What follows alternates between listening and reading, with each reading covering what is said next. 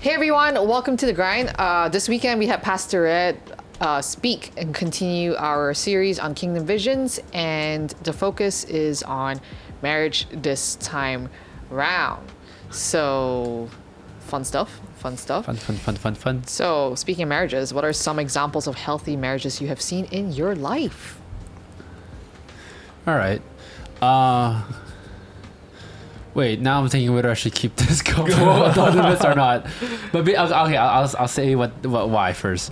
There was a couple, and they were emceeing an event in ICA, and basically the wife in this couple was emceeing, and then requested the husband, who was also emceeing, requested the husband to do something, but then because the husband didn't really understand, the wife ended up doing it, right?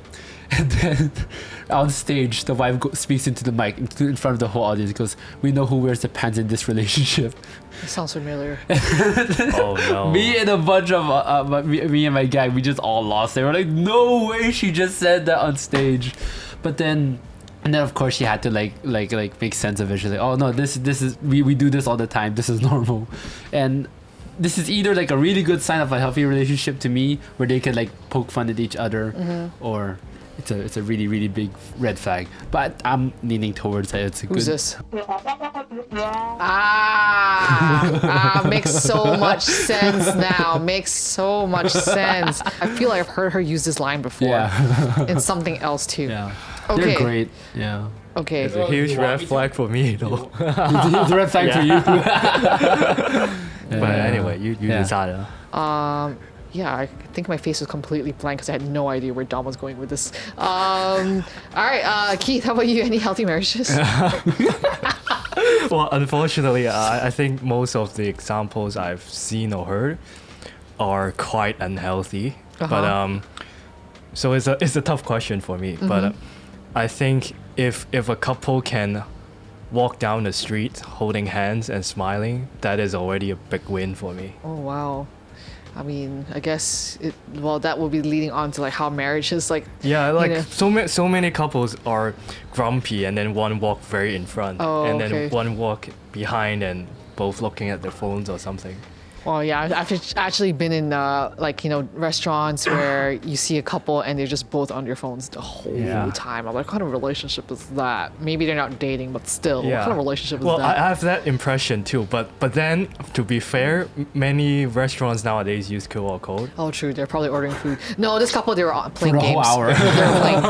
They were playing games. The guy was playing games. The girl was like doing something else. So they're definitely not ordering food.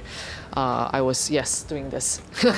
I think within ICA, I do see a lot of healthy marriages. I think a lot of the peers, a lot of our peers are married, and I think seeing how they function with each other and I think it's just a sign of I think one of the giveaway signs of how they're really healthy is just the way they interact with each other. You can see the wife really loves the husband or submits to the husband, and then the husband's really taking care of the wife and loving the wife. So I think I would say within my circle, I would experience a lot of and each couple is obviously different, the way they interact with each other, but you can tell deeply at the core of it, Jesus is the center, and they're really putting him first, and so in a sense, and from that stems on how they relate with each other. So those are some. I guess it's cool that I'm surrounded by many healthy people who have healthy marriages. So here's another thing going on the other extreme of marriage is not being healthy, like what Keith was saying. What are your thoughts on marriage being one of the most attacked institutions of our day? Can I actually be for real for a second? Yeah. I feel everything's being attacked at this point. True. Yeah. Weird. Cringe. Oh yeah, the weird. I just forgot the reference. No.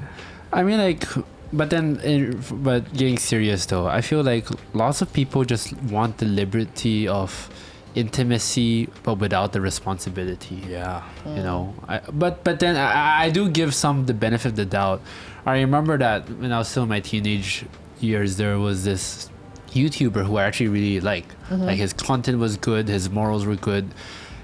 But what happened was that he previously had a wife, and then they had a divorce, and then his next girlfriend who he lived with for like 8 years. 8 years they were in just boyfriend girlfriend, and they even had kids at that point. But for 8 years, and that was for even for a young Christian, to me that was really weird to have like already having kids. I mean, the guy was a Christian. No. Okay. Me, I was Christian. Oh no, but then the guy, this YouTuber was Christian. Okay. Yeah, 8 years together with this lady, and they were still boyfriend girlfriends for a while, and only until 8 years after did he finally propose. And I feel this kind of just highlights that fear that some people have, you know. And I think it's also the fear of commitment, perhaps, you know. And I think some people just don't want that. They just want the joys of intimacy. Yeah. Yeah. For me, emotionally, I feel agony and anger that things are not working properly. Like marriage is supposed to be ideal, and but unfortunately, God's perfect plan. But unfortunately, people are so divided nowadays and adversarial. But then on the rational side, I understand because, like, again, marriage is God's design, and then it is a reflection of Christ and the church. So obviously and very reasonably, the devil will try to destroy it. Oh yeah. That's very Of course, true. yeah. Yeah, I think it's more common to hear people getting divorced these days. It's not like, oh my goodness, this person's getting divorced. It's like, oh, I guess that was, you know, we saw that coming, or what, tell us something that's new.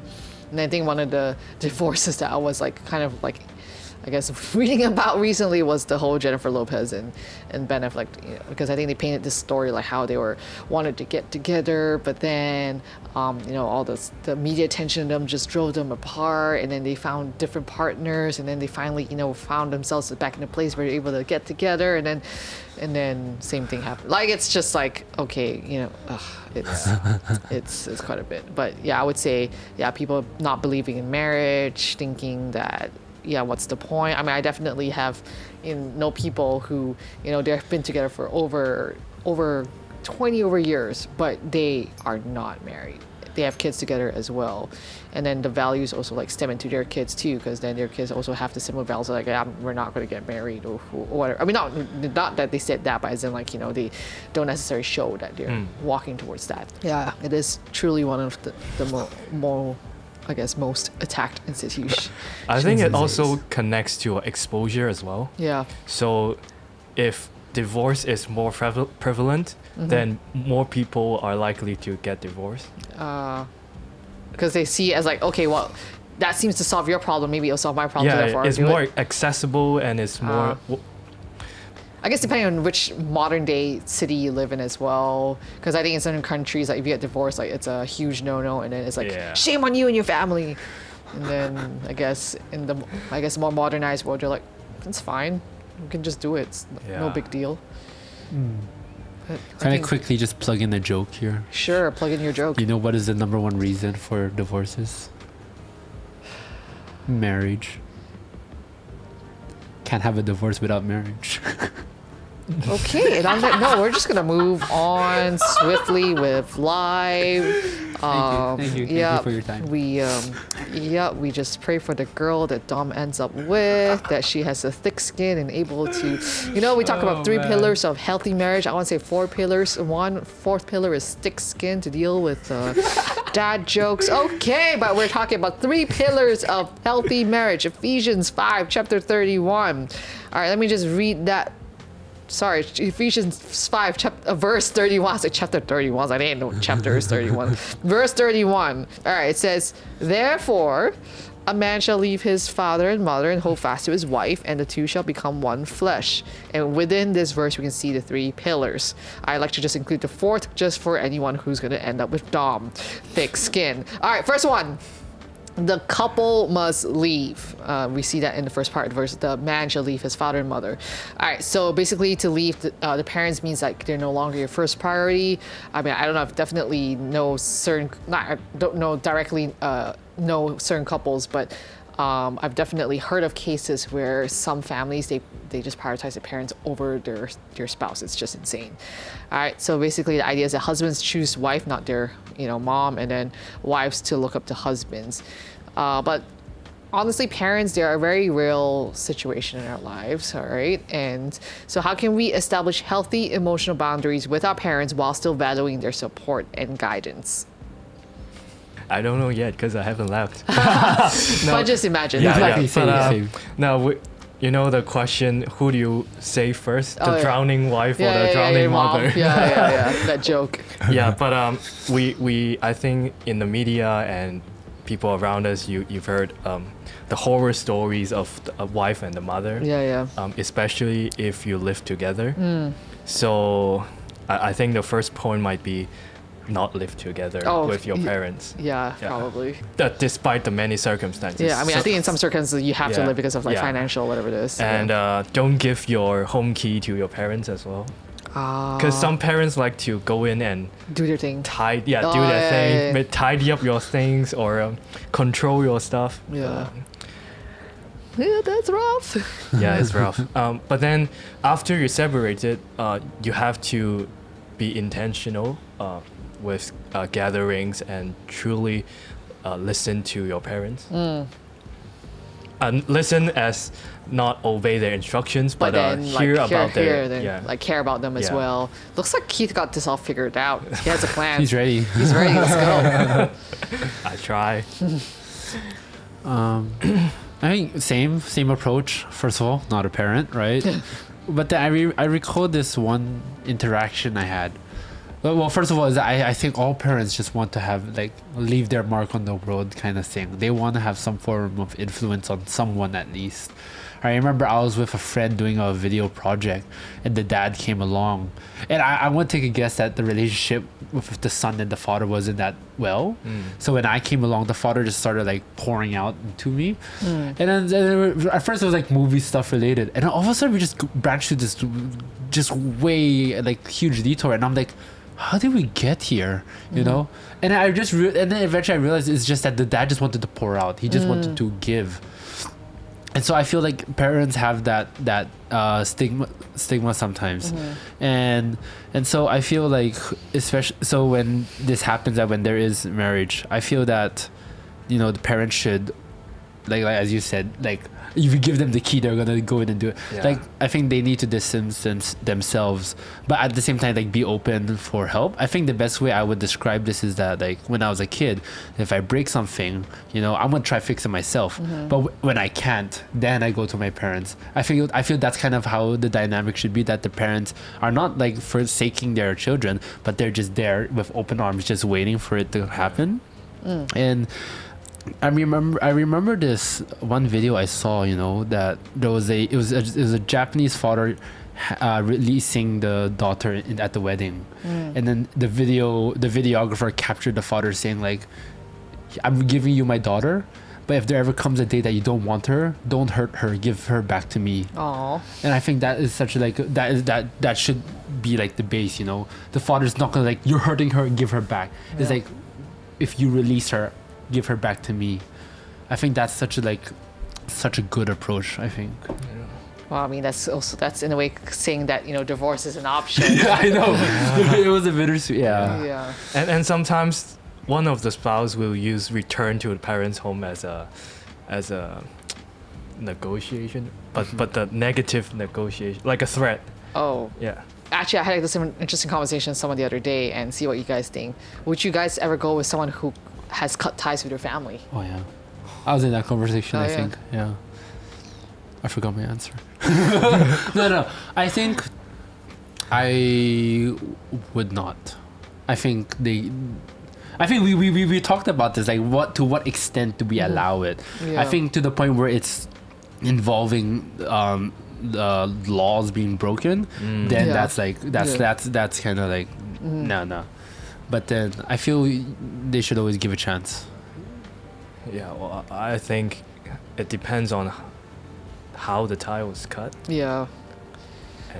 and also why it was cut. Yeah, exactly. Yeah. The why is definitely, you know, most important, because I think like some people they'll cut ties with, oh, my parents didn't give me the money that I wanted to support my lifestyle career, so therefore they're out of my life. Okay, then it's just like, okay, definitely you're someone that we're not gonna be in a long-term relationship with. But then I think if it's maybe like, oh, time and again, you know, the parents have manipulated you or stolen from you or whatever it is, Yeah, maybe yeah. something abusive, then I don't know, you try to your 100% like ability to try to reconcile, and hey, if nothing happened and it's, you know, you did your part but they didn't do anything, then it's like, yeah. So I think it is I think it's tricky, because obviously you want to be with someone who also has a healthy relationship with their parents, but then sometimes circumstances cannot be controlled, and you just have to work with what you dealt with. What you guys said about, like, you know, establishing healthy boundaries, yeah, it's very true. Again, I've known cases where parents are just way too involved with their kids' lives, even at the point of marriage. There's some where parents are just so not involved that it's like, yo, where are they? I think you could say that the parents being very involved is very, very Asian, I guess. The whole filial duty and everything, and then parents not being involved is, I guess, very westernized maybe. But this is not like the stereotype, right? That, you know, we adhere to. I think most importantly, parents should be involved in our lives still when we get married. But obviously, they're not the most important at that moment. They're not the priority, as we heard in the message, that your spouse is the priority. So yeah, open the gate. Like, yeah, we open for input and everything, advice and everything, but I guess it's like what works for your situation. Because like, you know, what worked for their marriage 20 years ago may not necessarily work for you and your spouse in this day and age. So, yeah. Okay, so yeah, first pillar, couple must leave. Priority is healthy emotional boundaries.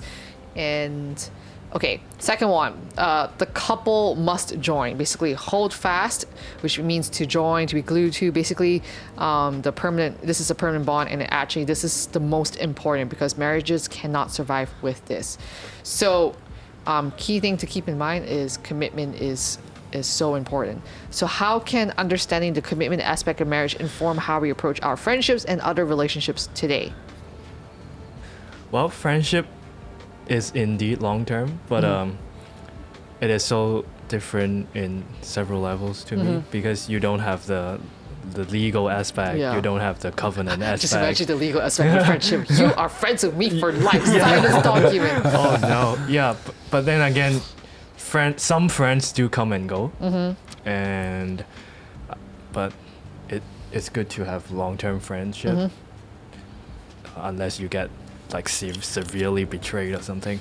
but then I've heard another pastor share commitment is like a tunnel, and so in the tunnel you have two lanes, but then you have this double white line, so you cannot cut to the other side, and you also cannot U-turn. Once you get into the tunnel, you have to make it through. So that's a good metaphor. Very good. Yeah. Very good picture right there. It was a great talk.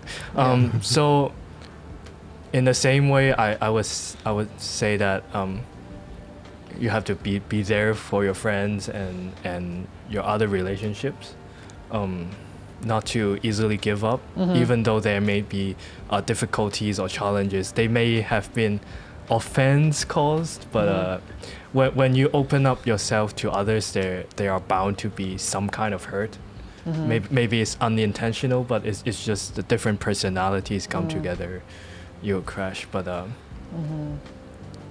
I think, you know, that verse, love is always forgiving and not counting people's other wrong. That is not exclusive to marriage. So yeah, again, with forgiveness and love, I think we can have a healthy friendship and other relationships. For me, I kind of saw commitment in a funny way, I guess you could say. Funny way you say. Let me introduce you this term that me and my friends and our gaming group, we made this term. We call it boyfriend duties. All right. So how it started was that, you know, me and the guys, we would just hop on a Discord call, and we were just all there having fun. And we play the game, we chat, talk about the game, have fun. Then it was one day that one of the guys got a girlfriend, and then soon he started muting himself in the call. And we're like, hey, why are you muted? Why are you so quiet? Why aren't you talking? And then he'll message like, oh, I'm talking with my girl. And we're like, oh, and we roast him for it, you know, like we felt like this was a whole a Simba and Timon and Pumbaa. I can see what's happening. What? We feel that he's being torn away. And they don't have a clue. And eventually it went from like muted calls to like just dropping out of the call all of a sudden. Oh. And then this is what we call boyfriend duties, that you know, the game is no longer a priority, the boys is not priority, it's the girl. And I think this was how, and then we roasted each other for this until eventually I had a girlfriend and then I understood everything. But yeah, this is the commitment that, you know, we do drop these things, you know, all these things that were once priorities, that we just drop it because that is how we show commitment to this. And I think the way that you can take this story and like blow it into real life is that like the boys and gaming, that could almost be like your career, your ministry, that, you know, your marriage comes first, not your career, not ministry, or what else. Yeah. So I think that was my takeaway of commitment in a different aspect. Yeah.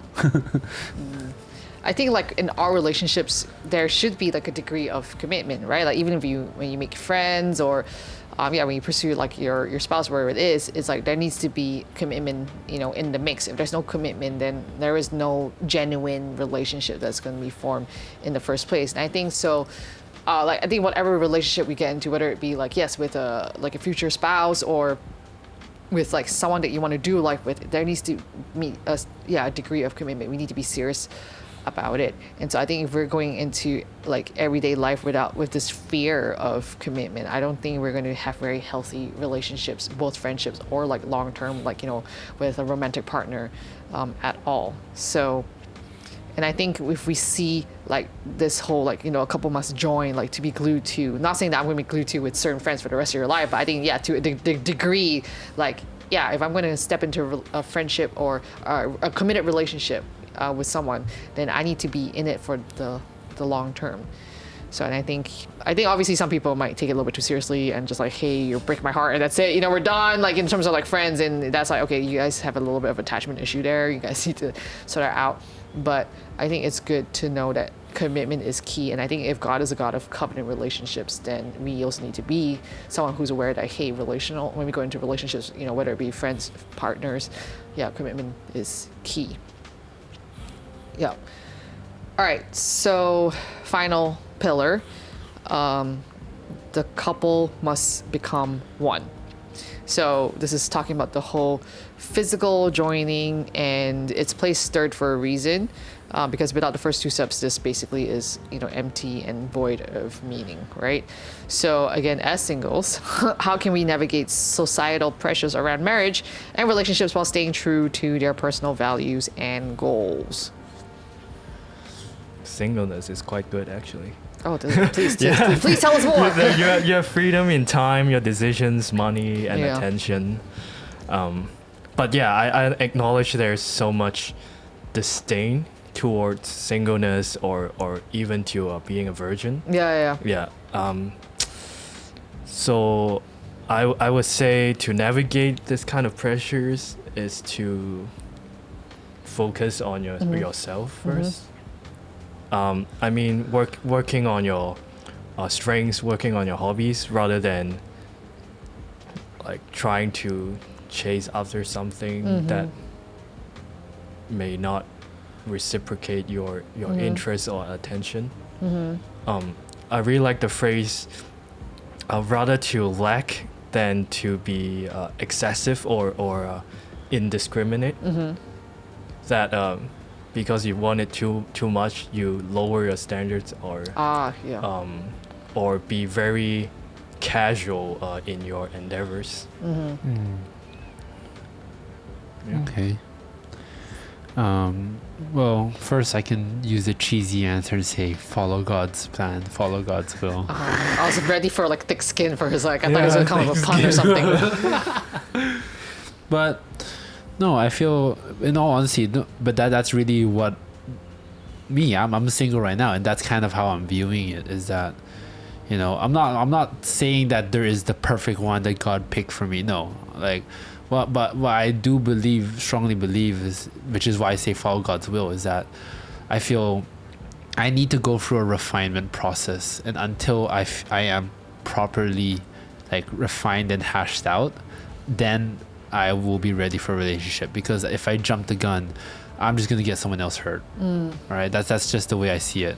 So if I'm not ready, if God says I'm not ready, then I'm saying I'm not ready. You know, because there was a time like and I could have good intentions. I remember there was this one flawed belief I had where, you know, I love missions, I love ministry, and so for a long time I was saying, oh, a requirement of my future spouse is they love ministry and they love missions, which is doesn't sound wrong. But then later on, God highlighted how that could be wrong, because that's missions and ministry is what I'm focused on. What I should really be wanting is that I want my future spouse to be obedient to God.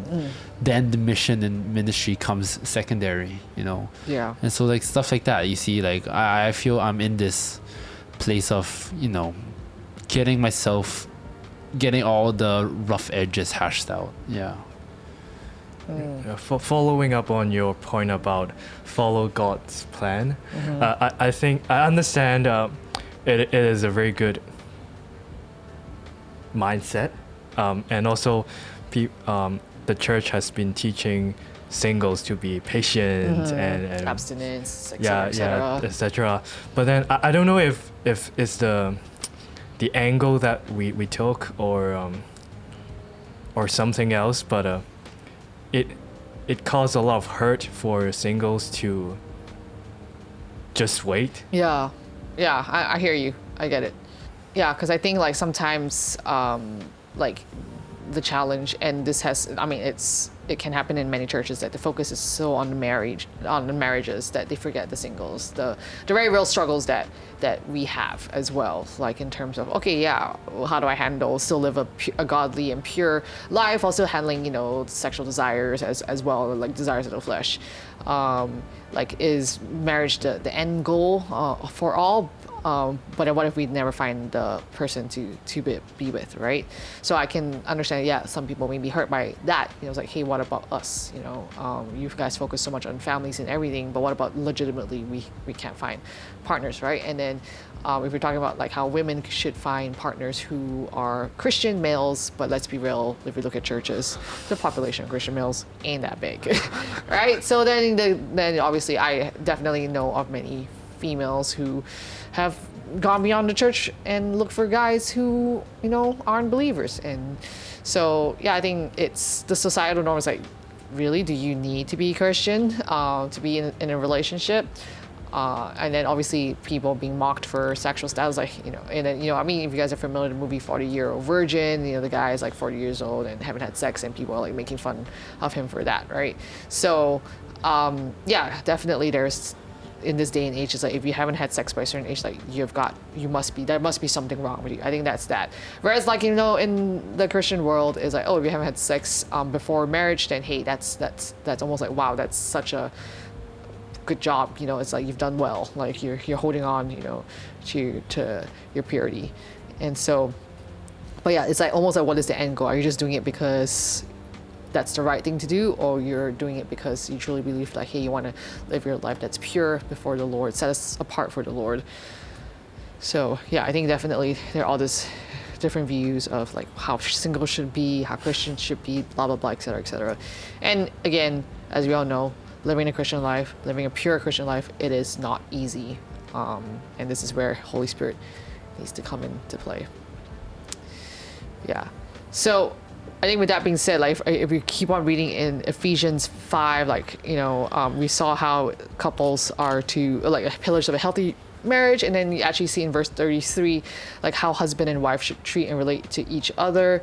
Yeah, let each one of you love his wife as himself, and let the wife see that she respects her husband. And I think this is basically good ground rules of, like, you know, in the future when we get married, it's like, this is how we should relate to our spouses. Yeah, I think, yes, we all want marriages that are love and it has love and everything. But most importantly, it needs to be Christ-centered and needs to be biblically based as well. Yeah, which is definitely the challenge. Yeah. Yeah. I remember in one of the meetings, some people ask, "Are you a leader at home?" And the people say, "Sort of." Uh-huh. But then, in biblical terms, the husband should be Yeah. 100% the leader. It's Yeah. not sort of. Yeah. So, I don't know. In First Peter, chapter 3, it says wives must accept the authority of husbands. Yeah. Yeah. And then the husbands will Yeah. But then, so the husband is the head of the household, not the wife. Yeah. But to me, the impression is many wives have become The head. Yeah. I don't know why. It feels like the husband title is an empty entity, and then the wives in reality control everything. Yeah. That is an open question. Yeah. And then but then at the same time, husbands must give honor to wives, and I think that is lacking as well. Treat them with understanding as Yeah. you live together. She may be weaker than you are, but she is your equal partner in God's gift of new life. Treat her as you should, so your prayers will not be hindered. So it's interesting that your prayer is connected to how you treat your spouse. So I think it's very simple ideas and repeatedly preached as well, yet so difficult to live it out. And Yeah, I agree. I think like the whole idea of husband being the head, and as you mentioned, it's like it's almost become like an empty entity, right? And then wives taking control. I mean, the joke is what husband's the head, but the wives are their neck, so they control everything. Yeah, but I think the reality is that husbands, like wives, submit to husbands, but at the same time, husbands must love their wives. And when you say love, it's not just like love. You know, I think it was like a verse like said, "Love others as you love your enemies." Like, well, you love your wife like you love your enemy. If you can't love that, it's like, you know. So, I think it's both ways. yeah, like the wife would share with you her issues and problems. The husband may get irritated and tell her to sort it out yourself. Yeah. But then the Bible tells us, like, she is your equal partner. Yeah. Treat them with understanding. Yeah. And so, love and understand rather than dominate the relationship. Exactly. I don't think God's in the business of domination. Yeah. For sure. All right. Well, I think the marriage journey is gonna be like, an interesting one. Definitely it's not an easy one. It's a hard one. And so, I think it's how do we live our lives set apart for Jesus when we get married, as well as having him in the center and also having a biblically based marriage. Like obviously, my role will be to submit to my husband, and your roles will be to care for your wives. So, it's that's what it is. Marriages. All right. Well, that's that for today. Thank you for joining us for this episode of Grind. We'll see you next time. Bye. Bye.